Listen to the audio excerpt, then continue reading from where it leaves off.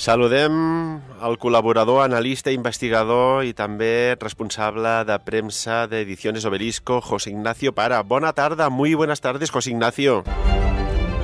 Un placer estar contigo y con nuestros amigos, como habitualmente solemos hacer. Y, oye, agradecido por tu oportunidad. Agradecido yo por la oportunidad de dar un poco más de luz a uno de los grandes misterios y enigmas de la humanidad. Y este misterio nos conduce, José Ignacio, a un libro escrito por una persona que nos explicarás brevemente quién es. Libro titulado Hijos de la Matrix, cómo una raza interdimensional controla el mundo desde hace miles de años. Impactante, muy impactante. Sí, la verdad es que no deja de sorprender. Los planteamientos de David Icke son cuando menos controvertidos. Y sí que es verdad que nos supone en muchos casos cuestiones incómodas, porque pensar, como tú bien has presentado, que desde los comienzos de la humanidad estamos controlados por alguien externo a nosotros, cuando menos nos puede generar un escalofrío o una sombra de duda, o quizás de todo lo contrario, un negar completamente la teoría, considerando que son las elucubraciones o las alucinaciones de este autor. Sin embargo, hay cuestiones que nos hacen pensar, y eso siempre genera esas inquietudes internas que nos conducen a algo más. Como tú decías, David Icke es un escritor británico, es un exjugador de fútbol, pero también ha estado metido en prensa, y ya lleva publicados más de 20 libros que cuando menos no dejan indiferente a nadie. En este caso, del que vamos a hablar es Hijos de Matrix, como bien decías, y nos revela cuestiones que, en fin, si no estás un poco metido en el tema, y es lo que vamos a intentar en este tiempo, te pueden sonar a galácticas. O sea, si alguien conecta en este instante, puede pensar que nos hemos metido en una película de ciencia ficción. Bueno, como siempre, aquí, José Ignacio, lo que miramos de hacer es que la gente pues piense, descubra y también se lo pase bien, ¿no? Escuchando otras cosas. Aquí nos podemos equivocar o no, pero jamás mentir. Y con el tiempo que es el mejor juez de la vida, el tiempo nos acaba dando la razón a cosas que yo reconozco que hace 15, 20, 25 años atrás parecían imposibles, ¿eh? Y resulta que lo imposible ahora es ya incluso en determinadas parcelas obsoleto y todo. Sí. Vamos a desgranar este trabajo de investigación de David Icke, un trabajo que está plasmado en unas 660 páginas aproximadamente. Con 4 libros como este ya te puedes hacer un chalet. Muy denso de contenido, muy ilustrativo. Ya la imagen sale un ojo de un Homo sapiens sapiens, pero también un ojo reptiliano. ¿Qué significa esto? Bueno, la teoría de David Icke, y vamos a empezar por el tejado, es que no solamente estamos controlados por gente malvada, sino también gente que proviene de otro planeta. O sea, que debajo del aspecto puramente físico, puramente humano, se esconde una raza extraterrestre. Raza extraterrestre que es capaz de mutar cuando existen las condiciones determinadas, que suelen ser cuando efectúan sus rituales y sacrificios con los que no solamente se unen entre ellos y mantienen esos lazos de sangre en perfectas condiciones, sino cuando realmente adquieren más energía. Son gente que se nutre de la energía humana. Nosotros somos una raza sirviente a ellos. Y ahí está el gran misterio. David Icke nos habla de 13 grandes familias en la cumbre que son completamente desconocidas para el común mortal y que son los que están manejando los hilos del mundo, hasta el punto de que pueden organizar la guerra que quieran, pueden destruir el país que quieran o pueden cambiar la estrategia geopolítica del mundo en un segundo. Son gente que nunca se van a dejar conocer, que tienen sus marionetas, y dentro de esas marionetas pues están tantos y tantos dirigentes que sí que son conocidos y que sí que forman parte de ese elenco que nos dirige con sus palabras, o aparentemente nos dirige con sus palabras. Es un planteamiento interesante, porque hasta aquí todo el mundo puede entender que sí, que es verdad que hay un gran poder oculto, que no sabemos muy bien de momento cuál es, pero todos intuimos que hay algo más que las simples palabras de un presidente de turno. Ahora, lo que ya es un poquillo más complejo para una primera aproximación es considerar que estas personas, cuando hay un ritual, y estamos hablando de gente muy famosa, se mutan, se transforman y se convierten en lagartos. O sea, una raza alienígena cuyo aspecto es de lagarto, con escamas, y en algunos casos, y dependiendo de la personalidad del individuo, cuando son muy importantes, con una serie de deformidades en la cabeza, que son como bultos, que hacen como una especie de cuernos. O sea que estaríamos metidos de lleno en todos aquellos cuentos de nuestros escritores más admirados de hace muchos años, en los cuales hablaban que estábamos, bueno, pues que existían dragones, que existían seres maléficos, que había que acabar con ellos. Y también nos meteríamos de lleno en la iconografía popular, en la cual se nos habla de San Jordi, que mata al dragón y que conquista a la doncella. En este caso, David Icke nos explica y nos quita la venda para que veamos que los dirigentes, los más poderosos, no solamente son muy malvados, sino que además no son de este planeta. Son gente fría, con sangre fría, como los lagartos, y nos dominan desde la oscuridad. ¿Cómo nos dominan? Pues a través del dinero, indudablemente. Decía Napoleón, fíjate, que se puede dominar a la masa de dos formas, por interés o por miedo. El interés sería el dinero y el miedo pues sería lo que nos está ocurriendo.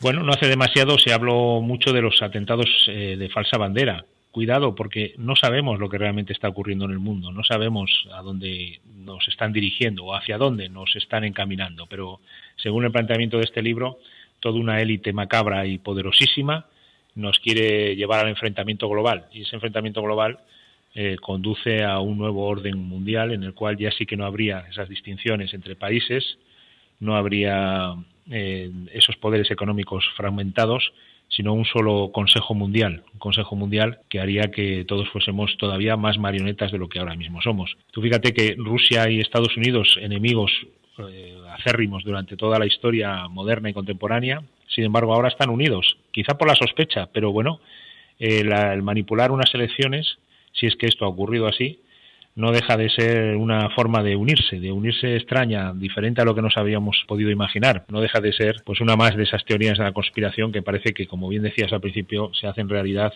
en estos tiempos que corren. De bien seguro las personas que nos están escuchando, pues estoy convencido de que no están escuchando hoy el programa, porque sí, y me viene a la cabeza cuando, ya que hablamos de los hijos de Matrix, cuando en la película Matrix dice: estás aquí porque sabes algo. No puedes explicar qué es lo que sabes, pero lo sientes dentro de ti, lo sientes toda tu vida, que hay algo que está muy mal en el mundo. No sabes qué es, pero está ahí, como una astilla en tu mente que te está haciendo enloquecer. Es este sentimiento el que te ha traído hasta mí. ¿Sabes de qué te estoy hablando? ¿La Matrix? Pues fíjate que claro lo dejan las películas, ¿eh? Y qué bueno, porque cuando dice, bueno, ¿y quieres saber qué es la Matrix? Esto es impresionante. Dice, la Matrix está en todas partes. Está alrededor de todos nosotros, incluso ahora, aquí mismo, en esta misma habitación. Puedes verla cuando miras por la ventana o cuando enciendes el televisor.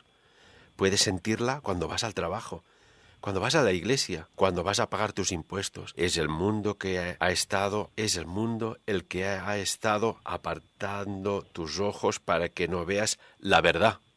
Y dice, ¿y qué verdad, no? Que eres un esclavo, Neo. Qué fuerte, de ser cierto. Aquí vamos a analizar toda esta cuestión, que tenemos tiempo. De ser cierto, ¿esto qué presupone? Que vivimos no en una cárcel, pero sí en una jaula mental. Y me viene a la cabeza que cuando Calimán decía, no hay fuerza más poderosa que la mente humana, y quien domina la mente, lo domina todo. Y decías un dato muy importante, José Ignacio, el miedo. El miedo puede predominar tus pensamientos, tus acciones, tus emociones, y en definitiva te puede enfermar. Sí, claro, el miedo es una energía poderosísima que inmoviliza y que, por supuesto, genera o puede provocar esa enfermedad. Imaginémonos en las guerras, cuando las personas sufren esas crisis tan potentes de miedo y regresan destrozadas, regresan con grandes síntomas de todo tipo de enfermedades que pueden desarrollar de la noche a la mañana. E incluso aquellas historias que nos cuentan de las personas que sufren una crisis de miedo tan intensa que encanece todo su cabello al instante. O sea que realmente es una energía poderosísima. Energía con la que juegan los gobiernos desde hace tiempo. También se dice que desde que se montó un armario en cada casa se acabaron las revoluciones, porque nos volvimos burgueses. Y al ser burgueses tenemos cosas que perder. No podemos salir a la calle a revolucionarnos. O sea que todo parece plan de una gigantesca inteligencia oscura, porque desde los cátaros se habla de que este mundo está dominado por el Señor Oscuro, y a partir de ahí, pues tendríamos que remontarnos a los orígenes de la humanidad de los que hemos hablado, cuando nos dicen las viejas historias que los dioses se mezclaron con las hijas de los hombres. Esos dioses eran gente, o lo que nos decía Sitchin, que también nos lo dice David Icke, es que eran gente que venían de otros planetas, gente extraterrestre, que vinieron con fines específicos, se mezclaron con la raza humana y a partir de ahí nacieron las familias o los elegidos que iban a ser aquellos que tenían una sangre especial, una sangre real. Esto nos lleva también a otros temas que hemos tratado. El sangre real, sangrial, ¿no? O sea, parece que vamos uniendo cabos. Dentro de todas esas familias, de esa descendencia con sangre diferente, pues siempre ha habido grupos que han luchado por mantener ese poder. En el libro, en el capítulo 2, habla de historia de los diseñadores. Quien controla el pasado, controla el futuro. Quien controla el presente, controla el pasado. Esto le decía ya George Orwell en 1984, ¿no? Y hay una referencia a esto, ¿no? Esta historia de los diseñadores. ¿A qué se refiere? Sí, nos hablan de esos momentos en los cuales el mundo era completamente diferente. Incluso David Icke plantea la cuestión de que tanto Lemuria como Atlántida fueron lugares de los cuales partieron gente después de los grandes cataclismos que cambiaron la faz de la Tierra, y esta gente partió para generar otras nuevas sociedades, recuperar de alguna manera lo que habían perdido. Fíjate que se dice que la Atlántida se hundió en un día y una noche, o sea que no nos podemos ni imaginar la catástrofe que tuvo que ser o la tremenda y extraordinaria transformación que tuvo que ocurrir en la Tierra para que en un día se hundiera todo un continente. Claro, aquí hay una cosa técnicamente casi imposible, ¿no? O sea, cómo en 24 horas se va un continente al fondo del mar. A no ser, siempre he tenido mis reservas al respecto, de que fuera una especie de enorme nave nodriza que se sumergiera en un momento dado para después propulsarse hacia el espacio abierto. Porque si no hay rastro de nada y jamás la encontrarán, la evidencia es esta, de que no era un continente tal cual lo conocemos.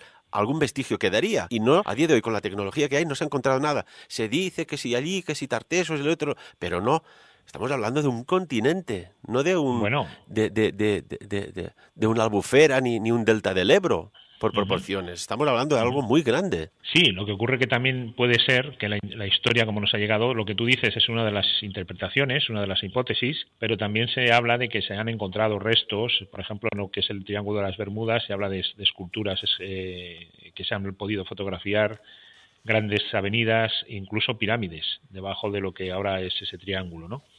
Lo que ocurre es que no nos dejan ver determinadas cuestiones que tampoco pueden cambiar la historia oficial. O sea que yo he visto las imágenes, he visto las fotografías, y lo que es curioso es que no ha trascendido a ningún medio de comunicación dicho descubrimiento arqueológico, sea de la Atlántida o no. Pero estas pirámides, estas fotografías, estas megalitos cerca de las costas de Cuba, ¿cómo es que no ha trascendido más? Esta es la pregunta. Efectivamente, yo creo que tenemos, como bien dice el autor en su libro, estamos metidos en un matrix de gigantescas proporciones en las cuales los medios de comunicación que están financiados por la publicidad de los gobiernos, pues lógicamente se deben a las directrices de quien les paga, y por lo tanto, si no interesa cambiar la historia tal y como la conocemos, pues para qué vamos a dar a conocer determinadas cuestiones, pero que están ahí y que cualquiera puede acudir a ellas, y que hoy en día la red de las redes pues nos permite a todos acceder a ese tipo de fotografías que hablan de esa extraordinaria coincidencia entre muchas culturas, en la que nos hablan de un gran diluvio universal que fue el que hundió a la Atlántida, según otra de las teorías o hipótesis. Fíjate, antes de que muriera Demetrio Santos, considerado el mejor astrólogo de España, un hombre coronel retirado, que incluso y de la época de Franco había hecho el horóscopo de Franco, imagínate el nivel, porque en aquella época ir a este tipo de personajes para hacerles un horóscopo, pues hombre, y siendo coronel del ejército, pues tampoco quedaba muy allá, ¿no? Bueno, pues este hombre tenía una teoría. Él dice que lo que hubo fue el diluvio universal fue consecuencia de una gran caída de meteoritos de hielo, que provocaron que realmente subiera el nivel de las aguas hasta un punto totalmente insospechado, y que eso podría haber sido una de las causas del hundimiento de la Atlántida o de la desaparición de Lemuria o de algún otro continente que hoy en día reposa en las más absolutas profundidades. Esa cantidad de agua ingente que se fue liberando, pues que logró transformar la orografía, y los continentes que estaban en lo alto pasaron a estar en las profundidades y al contrario. Bueno, en cualquier caso algo ocurrió, y algo realmente muy gordo, porque como tú bien decías al principio, estamos hablando no solamente de que se hunden continentes, sino de que cambia la faz de la Tierra. O sea que todas estas historias que nos llegan del diluvio, del este y del oeste, parecen coincidir que entre el siglo XI o el siglo V antes de Cristo algo ocurrió, y algo realmente tremendo, catastrófico. David Icke nos habla también de Marte como uno de los planetas implicados en toda la cuestión de la colonización de la Tierra, no solamente, como nos decía Sitchin, que nos hablaba del Corvus, Ajenjo, o el planeta X, ese que pasó cerca y que según él pues también era una base de extraterrestres, ¿no? Bueno, de la que vinieron gente. En este caso, él habla también de Marte, y lo curioso del caso es que dice que no nos dejan llegar a Marte, que por alguna razón no nos llegan imágenes, no hay ningún interés por llegar real, ¿no? Hay mucha campaña de publicidad, pero no hay un interés en saber esas caras de Cidonia, esa cara de Cidonia, esas pirámides que se vieron en unas fotografías. Pues también podemos ver aquí otro de los vestigios de esa manipulación informativa. No sabemos nada de la Atlántida porque no nos dejan saber, y no sabemos tampoco nada de Marte.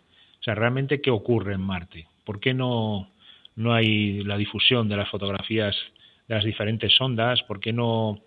Bueno, algo llega, pero ya sabemos, pero muy poco. Es nada, es un 0,0001% si es que llega. Y por ejemplo, hay antiguas leyendas, relatos que han ido pasando de boca a oreja, y que muestran que las culturas, ya que hablabas de la Atlántida, que hubo culturas, o si más no, civilizaciones muy avanzadas, hablaba de la Atlántida, Lemuria, las cuales se inspiraron en el conocimiento que trajeron razas extraterrestres de muchas partes de la galaxia, y de incluso, atención el dato que voy a dar, de otras dimensiones. Y claro, cuando abrimos nuestras mentes a esta sabiduría, a este conocimiento que se nos ha vetado, creo yo, vetado y vedado, entendemos que el mundo en el que queremos vivir no es más que tan solo, para mí, un rango de frecuencia de existencia muy, muy, muy, muy simple.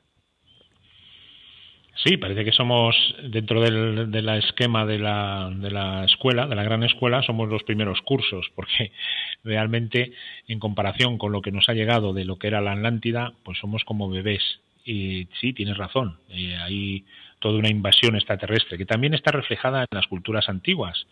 Los zulúes, los dogones, todas las tribus africanas hablan de seres que vinieron de Sirio.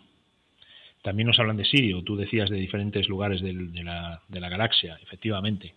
Sirio, Marte, no solamente ese gran planeta que según Sitchin a 3.600 años vuelve en un retorno que cambia todo, sino que esto en otros puntos tenemos constancia de que ha venido gente. Y además hay dos tipos de gente, según lo que nos ha llegado. Una con aspecto ario, blancos, ojos azules, que también nos lleva a cuestionarnos el porqué de esa obsesión de determinados grupos de fanáticos por reproducir ese mismo esquema, o incluso de aquellos conquistadores que al llegar a América fueron adorados por tribus muy guerreras, muy batalladoras, y sin embargo le recibieron con los brazos abiertos porque eran los dioses que volvían. Eso una. Y bueno, y otra de las formas en las que se ve a los dioses extraterrestres es como reptiles. De ahí viene toda la teoría de David Icke, porque venían con piel como reptiles, y ahí surge la adoración, o lo que es el seguir al culto, el culto a la serpiente. La semana pasada, si me permites, la semana pasada salía de Aerospace Robert Bigelow, un multimillonario, diciendo que los extraterrestres están entre nosotros. Y aquí vamos a utilizar el sentido común. A ver, si hace unos 60, 70, 50 millones de años este planeta estaba habitado por unos seres, ¿vale? Y nos paramos de esta fecha. nos acercamos más a nuestros tiempos. Había un primate. El tiempo de evolución, según Darwin, estaremos de acuerdo o no, pero según la evolución del primate que estaba arriba de un árbol a lo que somos hoy, es nada, 2 segundos o 3 segundos de un reloj de 24 horas de aquellos seres que ya estaban aquí hace millones de años.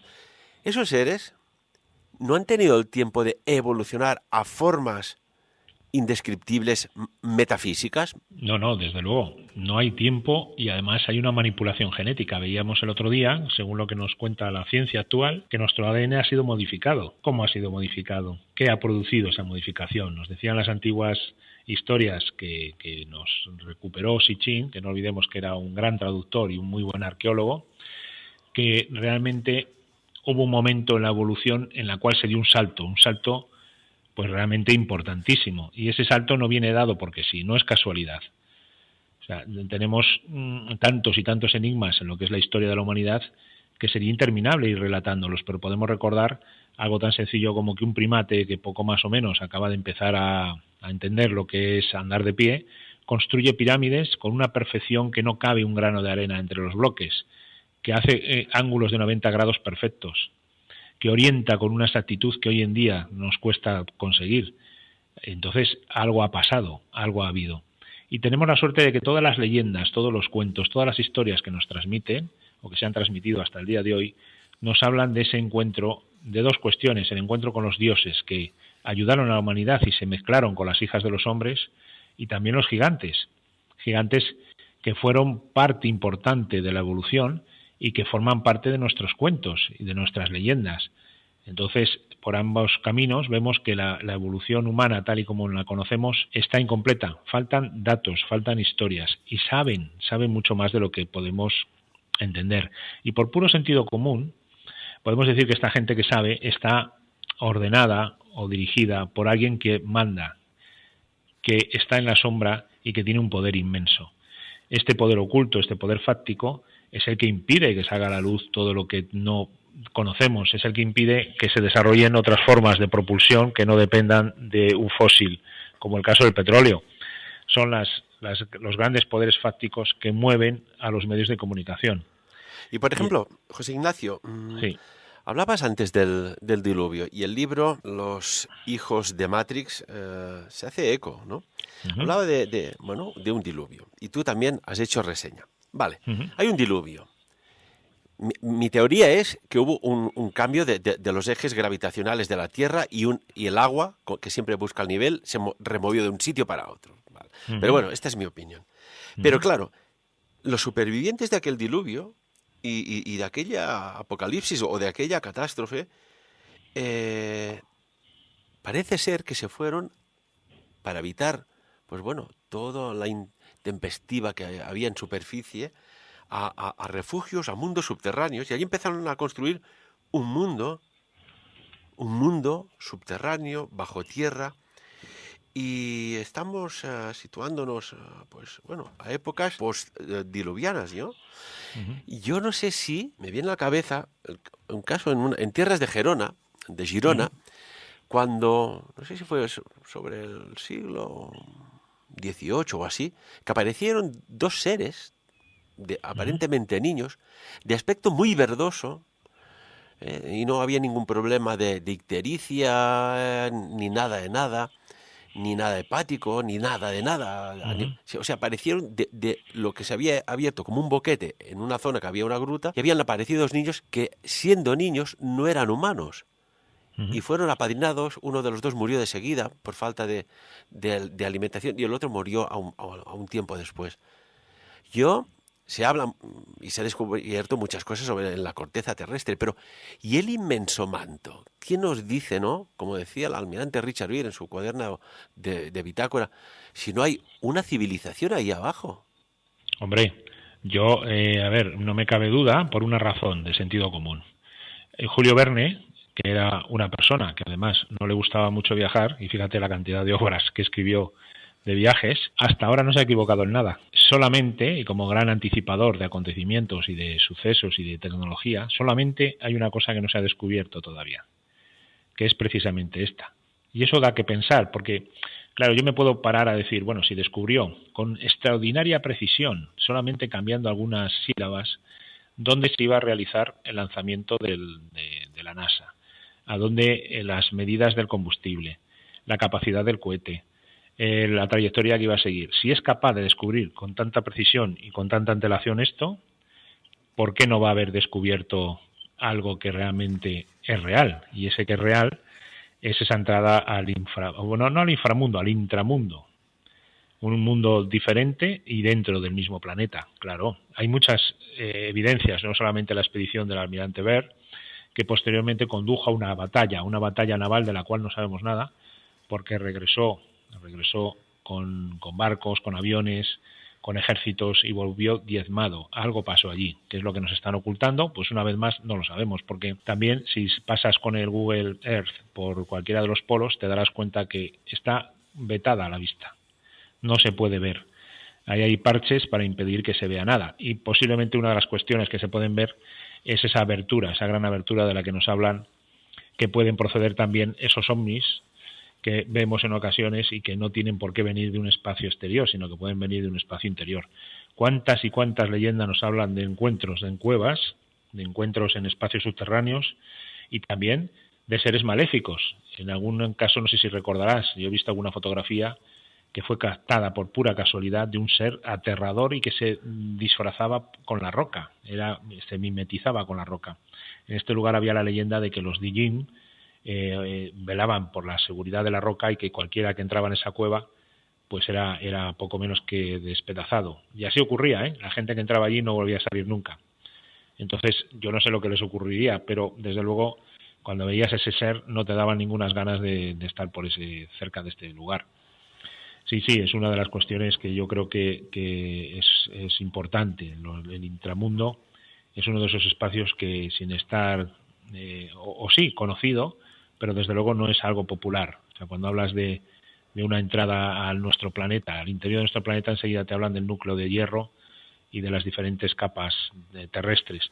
Pero bueno, no es la primera vez que se descubren cosas que nos dejan con la boca abierta. Y esto del intramundo, basándonos o apoyándonos en las teorías de Julio Verne, existe y existe. Y de ahí podrían salir aquellos animales que forman parte de la criptozoología, porque también no hace demasiado he visto alguna fotografía de soldados confederados con pterodáctilos como trofeo de caza, como trofeo de una salida en la que ocasionalmente vieron un gigantesco ave que se abalanzaba sobre ellos y todos dispararon y consiguieron el trofeo. ¿De dónde salen estos animales? No pueden salir de Estamos hablando de un vestigio de la época de los dinosaurios, o que de algún sitio otro salió ese enorme y prehistórico animal. Y por ejemplo, en los textos llamados Las Lamentaciones hablan de una calamidad que ocurrió en Sumeria, desconocida para el hombre, que nunca antes se había visto. Hubo un mal viento, una tormenta arrasadora y un calor abrasador. Una especie de nubes ocultaban el sol durante el día y las estrellas por la noche. El texto reza varias cuestiones, ¿no? Y dice, por ejemplo, las personas aterrorizadas apenas podían respirar, el mal aliento los agarró, no les dio ni un día más. Las bocas estaban llenas de sangre, las cabezas mojadas de sangre, las caras palidecían por culpa del mal viento. Causa desolación en las ciudades, en las casas, en los establos, diezma los rebaños. Los ríos de Sumeria fluyen con agua que es amarga. En sus campos cultivados crecen hierbajos. En sus pastos crecen plantas marchitas. ¿De qué estamos hablando cuando estamos leyendo este texto? Bueno, aquí lo que parece indicar es un episodio parecido a cuando los primogénitos en Egipto morían, ¿no? Por haber contrariado todo lo que era la marcha de la historia en este momento. Parece que Sumeria tuvo un momento en el cual se pasó cuentas, como dice la historia, y esas cuentas fueron una gran catástrofe que no sabemos de dónde vino. Sí, Icke habla de una explosión nuclear, seguramente una explosión nuclear en algún lugar que arrastró ese viento que sin llegar a ser totalmente destructor, diezmó a la población y provocó una huida a otros lugares, entre ellos a Europa. Entonces, el planteamiento es interesante. No sabemos qué es lo que ocurrió, ni qué ocurrió en Sodoma y Gomorra, ni en esta mujer que se dio la vuelta y se quedó convertida en estatua de sal.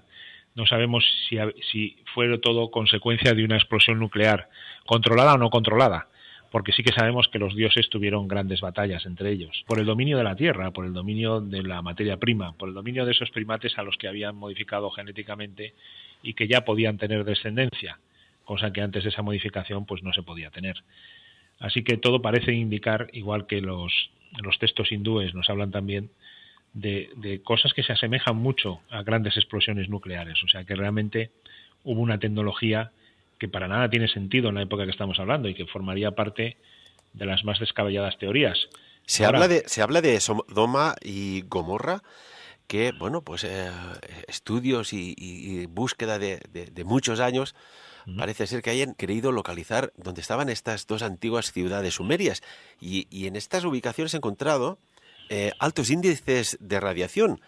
Y a tenor de lo que dices, José Ignacio, parece ser de que quizás sí hubo dos detonaciones nucleares para acabar con dos ciudades enteras, como hubo en su momento Hiroshima y Nagasaki. Sí, porque además no olvidemos que la cuna de la humanidad está en ese lugar y que los sumerios son la base en la cual estamos asentados hoy en día. O sea que realmente recibieron ayuda, porque de repente, de la noche a la mañana también, todo surge de ahí. Todo se inventa, todo se pone en marcha. Bueno, algo había. Y ese algo había podía ser una familia extraterrestre, podía ser una familia de gente evolucionada que dio un empujón increíble y fundamental a la raza humana.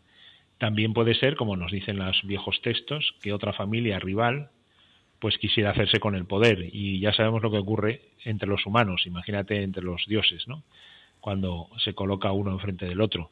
Si los humanos son capaces de la mayor destrucción, imagínate gente con una tecnología tan increíble que se les llama dioses. Cuando menos, una explosión nuclear pues puede ser un juego de niños o una simple estrategia para avanzar o detener a las tropas. Hay una cuestión. Sí, perdona, es que me vienen tantas cosas a la cabeza. Claro, pero es un tema apasionante. Una vez una persona le pregunté, oye, ¿tú qué vas a donde hay la cultura maya? Pregúntale a los guías que dónde están los cementerios, los restos óseos de aquellos cientos de miles de habitantes de aquella zona que fue un vergel de civilización, ¿no? Y cuando lo volvió de viaje me dice, oye, Ferran, me ha dejado perplejo. Le pregunté, bueno, ¿y dónde están los cementerios de los mayas? Dice, no hay. Dice, ¿cómo que no? Dice, no, se fueron. Y dice, miro hacia arriba. Y por ejemplo, hay una cita de Einstein, que, ¿cómo era? No, a ver si me viene a la cabeza, ya me vendrá, que habla sobre esta cuestión, ¿no? De si, pues bueno, en un momento dado, y leyendas que hablan de seres, de hombres iguana. Y claro, quizás una de las explicaciones sea que o uno de dos, o hubo un cambio climático en aquella zona y tuvieron que emigrar, cosa que no hay vestigio de resto de ADN, o quizás se los llevaron, se fueron.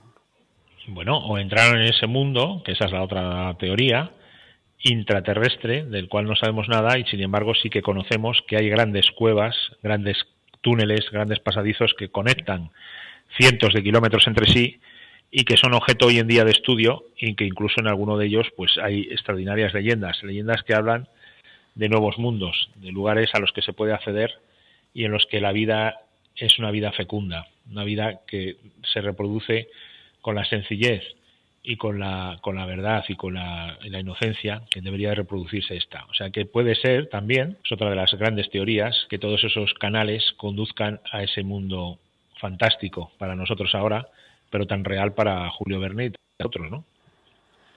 Es curioso, por ejemplo, no sé, mira, ya Einstein, ya resuena. Decía más o menos que quien pretende erigirse en juez de la verdad y del conocimiento naufraga en la risa de los dioses. Y por ejemplo, cuando se habla de esta leyenda de la iguana, ¿no? que bueno, habían seres de otros mundos con apariencia de lagartos que habían abatido a los mayas. ¿Puede Bueno, ser que se haya... podría, claro. Tú imagínate una guerra de gente primitiva, ya lo tenemos en la conquista, gente primitiva que se enfrentan a una poderosa máquina de guerra. Pero yo te voy a decir una cosa. ¿Tú sabes quién realizó realmente la conquista del Nuevo Mundo? Cuéntanos. El caballo. Porque claro, cuando esta gente vio a un hombre que tenía grandes patas, salía una cabeza de su entrepierna, que se movía, que tenía vida propia, vio centauros, o sea, no vio seres normales, vio auténticamente seres monstruosos contra los cuales no podía hacer nada.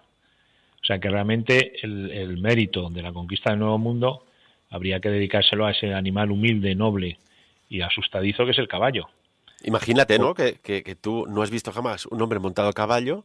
Claro. Y te aparece un hombre montado a caballo y en seco que se parte en dos y el caballo va por un lado y el hombre camina por otro. Imagínate. Pues imaginémonos, por ejemplo, un ser inexplicable a nuestra memoria que no hayas visto jamás bueno, pues de una morfología así. Bien, hay películas que reproducen exactamente esto. La de Schwarzenegger, en el cual va un ser cazando a sus presas por un bosque, que no recuerdo el nombre, pero que seguro que nuestros amigos ya están visualizando esas escenas de la película, y en las cuales se da un poco esta circunstancia. Si realmente hubo un enfrentamiento entre seres de otro planeta con los pueblos maya, pues no quedaría nada de ellos, no cabe la menor duda, porque no se puede uno enfrentar a ese tipo de cuestiones tecnológicas y salir victorioso, salvo que haya un golpe de suerte demasiado fuerte. No obstante, las profecías mayas, y no olvidemos que eran grandísimos astrólogos, hasta el punto que calcularon con milímetros los márgenes de rotación y orbes de los planetas, mejor que la NASA hoy en día, pues esta gente ya sabía que estaban en decadencia y que su imperio iba a sucumbir. Igual que ahora Occidente tiene un periodo de decadencia y estamos sucumbiendo a mil y una historias que nos vienen de fuera y nos vienen de dentro, con lo cual estaban avisados, o sea, ya sabían que algo venía, que venía del exterior y que su sociedad, como la entendían, iba a terminar, iba a transformarse, como realmente después fue. Bueno, en cualquier caso, también las serpientes emplumadas en los templos, también la presencia de la serpiente como elemento de adoración, nos hace pensar una vez más, según Icke, en toda esta raza extraterrestre que pobló los principios de la humanidad y que creó una dinastía de gente real que son los que dirigen y han dirigido a lo largo de toda la historia los destinos de la humanidad. Estamos avanzando a lo largo de la creación, desde los más tiernos orígenes hasta ya los pueblos maya, y si continuamos pues nos encontraremos con que los días de hoy nunca antes se había visto tanto símbolo extraño, nunca antes se había utilizado tanta simbología para darnos a entender de que no somos dueños de nosotros mismos, sino que hay poderes muy poderosos, valga la redundancia, o valga el pareado, que nos permiten hacer lo que quieren que hagamos, ni más ni menos, ¿eh? Yo no sé si tú eres muy aficionado, me imagino que sí, a calcular los símbolos, a ser consciente de todo aquello que puede estar detrás de lo que se nos muestra como algo inocente. Pero fíjate, David Icke nos habla de muchos símbolos, pero uno de ellos a mí me sorprendió, que es el de la empresa British Telecommunication, las comunicaciones británicas. Uh-huh. Es una especie de mercurio, de hombre que va corriendo, y su brazo, un brazo que tiene en alto, es extraordinariamente una serpiente. Claro, esto te hace pensar, dices, bueno, más claro no puede ser, pero no solamente es este pequeño detalle, sino que muchísimos símbolos nos hablan de serpientes, nos hablan de triángulos, nos hablan de ese ojo que nos vigila y de esa tutela que está tras todos estos símbolos. Bueno, de hecho, de simbología está todo cargado. Es que no hay logotipo de una gran multinacional, no hay logotipo, no hay detalle, por ejemplo, en billete que te dé que pensar, ¿no? Dices, bueno, los estudiosos de simbología de seguida los ven. Y los que no son estudiosos, pero que son muy sensitivos y perceptivos, de seguida captas su potente onda, su potente frecuencia. O sea, un símbolo, aunque parezca una tontería, algunos de ellos están diseñados al máximo para generar algo. Y aquí lo dejo. Bueno, y ahí nos dice Ike también la cantidad de famosos que utilizan en sus conciertos y en sus actuaciones todo tipo de símbolos de carácter oscuro o negativo, porque no olvidemos que esta orden oculta que domina el mundo no es precisamente un campo de flores en la primavera, sino que son poderes muy fríos, muy sangrientos, que lo que buscan es su propio beneficio. Entonces, tienen, según Ike, toda una cohorte de seguidores que en muchos casos no saben ni a quién siguen, pero que por medio de terceras personas forman parte de esas legiones de gente que transmite con sus símbolos, su actuación y su forma de mostrarse ante el público, pues todo un poder oculto que atrae y que domina sobre todo a la gente más joven. El famoso símbolo de los cuernos que tanto se realiza no solamente lo hacen las estrellas de rock, sino que también presidentes, dirigentes, empresarios que son captados por las cámaras en esa actitud de saludo, mostrando esos cuernos en la mano que nos hacen pensar que están rindiendo homenaje o saludando a alguien que no, por lo menos no conocemos. Y eso es un símbolo al alcance de todos.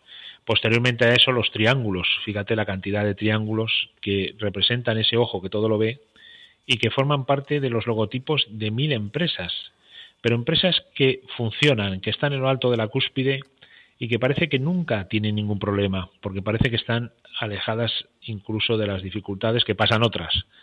Me estoy acordando de un gigantesco emporio de comunicación que tiene como logotipo un triángulo también, y que mucha gente interpreta que ese triángulo pues nos habla de esas vinculaciones o de ese canal de información de poderes ocultos, de logias secretas o de gente que no conocemos, pero que están muy, muy, muy empeñados en que el mundo sea a su imagen y semejanza, no como tiene que ser. Más cuestiones sobre este curioso libro, curioso y denso libro. Hijos de Matrix, cómo una raza interdimensional controla el mundo desde hace miles de años. Fíjate, a mí me llama mucho la atención que David Icke nos habla de las dinastías reales. Entonces nos dice que tanto en las elecciones americanas, tanto Bush, por ejemplo, como Al Gore, que más o menos eran todos familia. O sea, que se elige a gente con la misma sangre, aunque no nos lo parezca. Por ejemplo, George Bush es primo de la reina de Inglaterra, pero es que también es el primo en 13º grado del príncipe Carlos. Bueno, qué cosa más rara. Y además son descendientes directos de Enrique III. O sea que si buscas el ADN, te das cuenta de que realmente el poder siempre está en las mismas manos. Y que por eso tenía que ganar Bush, porque era más familia que Al Gore. O sea, había más vínculos familiares entre uno que el otro. Es más, Al Gore, y aquí viene también la sorpresa que nos desvela Icke, es primo de George Bush. O sea, ¿dónde está la realidad? ¿Dónde está la verdad? Todo parece un gigantesco juego, una gigantesca ilusión que se presenta delante de nuestros ojos para hacernos ver lo que no es. Porque claro, se dice que las dinastías reales se casan entre ellos. ¿Para qué? Para que el poder no salga del círculo donde tiene que estar. Incluso se habla de Lady Di como de una persona que tenía que cumplir una determinada misión. Ella misma se decía, que comentaba más de una vez, que era una nodriza, que en realidad lo que había venido a hacer en la Casa Real Británica era dar a luz a los hijos y que posteriormente ya no servía para nada. Y también ella avisó de que en cualquier momento iban a acabar con su vida. Y acabaron con su vida, y además de una forma extraña y que concuerda con viejos ritos, viejos rituales en los cuales se sacrificaba a una víctima en un cruce de caminos. El lugar, en el puente en el que sucedió este atentado, está en una confluencia de caminos que bien nos puede llevar a recordar estas cuestiones. Y es más, el día que ella murió es un día asociado a los sacrificios que se efectuaban a la diosa Hécate. Entonces, que curiosamente, si me permites, la ambulancia que recogió el cuerpo estuvo dando vueltas por París buscando un hospital. Pues una cosa muy curiosa. Parecía como si hiciera tiempo para qué. Bueno, pues según David Icke, había una reunión de la Casa Real inglesa y de otras casas reales, o por lo menos de otros presidentes de grandes países, en un castillo de Escocia, efectuando rituales porque sabían perfectamente lo que iba a ocurrir. Eso es lo que David Icke aporta en su libro, que es un gran libro, y sorprende y te crea esas dudas razonables de pensar que las cosas no ocurren siempre por azar. Nos quedan que 3 nada minutos ocurre por azar. nos quedan 3 minutos de programa, Sí, y hay muchas cosas que comentar, imagínate. Pero sí. una cosa, realmente, ¿quién es David Icke? Una persona que sale hablando así abiertamente de monarquías, de esto, del otro, que va aflorando tanta información. ¿Qué pretende? ¿Quién es realmente David Icke? Y me viene a la cabeza aquella cita que dice, para conocer a tu enemigo te tienes que enfrentar con él. Ujú. Él está generando una provocación ¿cómo podríamos decir? A este poder oculto para medir y saber todo su potencial de fuerzas, ¿o qué? Bueno, o también puede ser un desinformador, que esa es otra de las cuestiones que se plantea, que realmente lo que nos cuenta solamente es una parte de la realidad, que otra parte está manipulada. ¿Por qué? Porque puede formar parte del sistema para llevarnos hacia ese lugar que no queremos ir.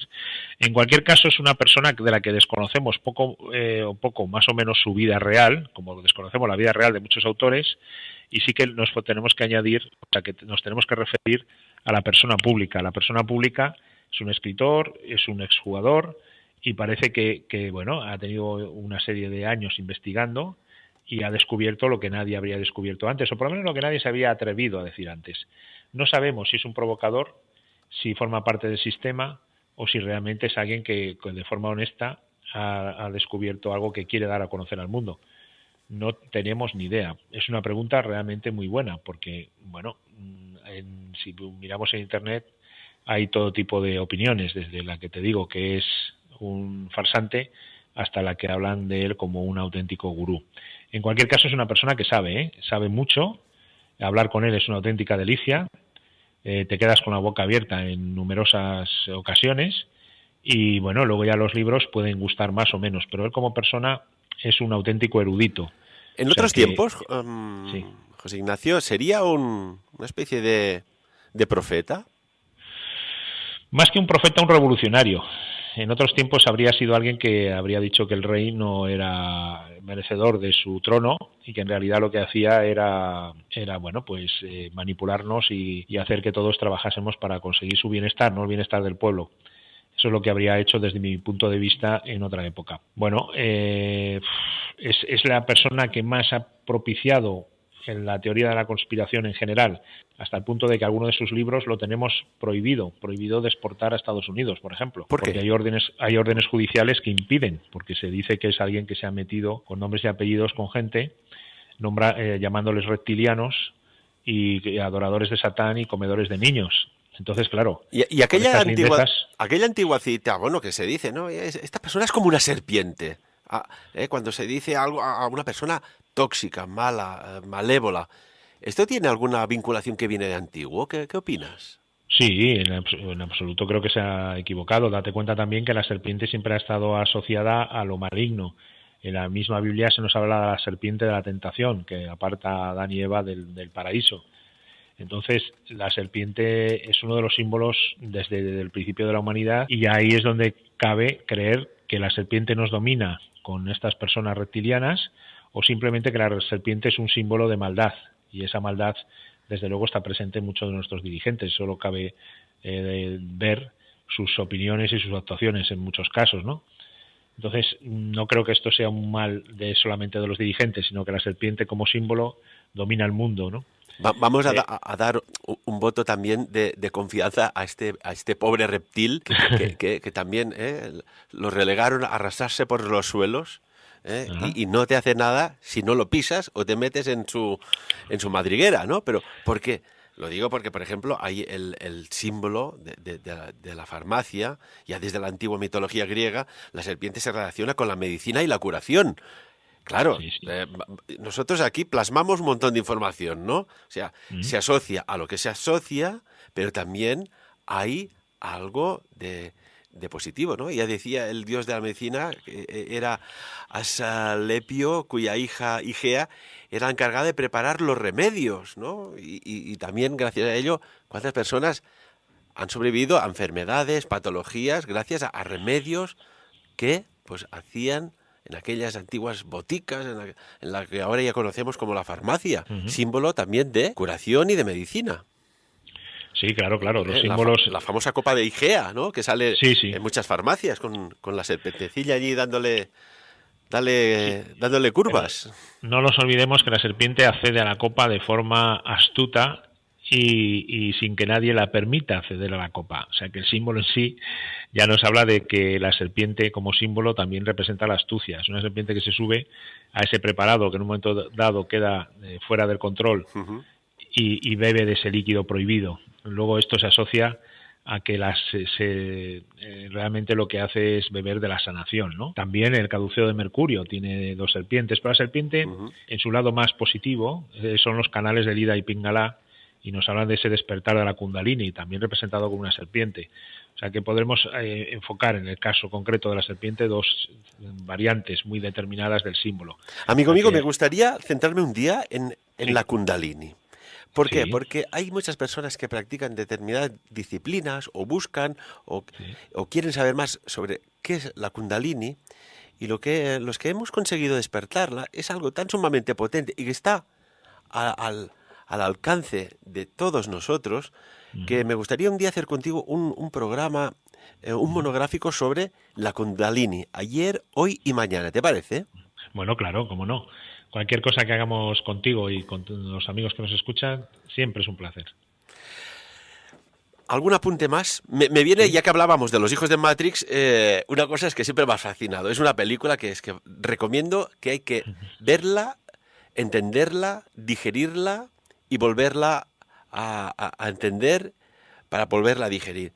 Hay una frase muy buena, ¿no? Dice, ¿alguna vez has tenido un sueño que pareciera tan real que no puedes distinguir de este sueño de la realidad? Y si no pudieras despertar, amigos y amigas, lanzo esta pregunta. Si no se pudiera despertar de un sueño o incluso de una pesadilla, vamos a disociarlo, ¿cómo sabríamos que estamos soñando y no es la auténtica realidad? Esto es muy potente. Hombre, imagínate tú que ya Calderón de la Barca decía nuestras vidas son los sueños, que claro, nos daba la sensación o nos daba la oportunidad de pensar que realmente vivíamos en un sueño, ¿no? ¿Cuándo era el despertar? Efectivamente, cuando nos dormíamos o cuando estábamos despiertos. En cualquier caso, se trata de rasgar el velo de Maya, está bien representado en la carta 2 del tarot, con ese velo detrás de la gran sacerdotisa, y rasgar el velo de Maya es vivir la realidad, sentir, vivir el presente. Más allá de la mente y de los pensamientos, se trata de pisar fuerte día a día y avanzar en un camino que nos conduzca a la felicidad y a estar bien con nosotros mismos, porque no nos olvidemos que nuestro objetivo en la vida, única y exclusivamente, es ser felices, nada más. Y imagínate qué buen objetivo. Y tanto que sí, yo siempre he dicho, dejad que la felicidad os sorprenda, solo tenéis que encontrarla, el resto es cosa suya. José Ignacio Para, responsable de prensa de Ediciones Obelisco, y hemos analizado, desglosado un pequeño porcentaje de este extenso y documentado libro de David Icke, Hijos de la Matrix. Muchísimas gracias por tu aportación y tu análisis. Muchas gracias a vosotros, es un placer como siempre, Ferran, y que nuestros amigos se animen y descubran lo que son hijos de Matrix. Sapiens. Dirigit i presentat per Ferran Prat.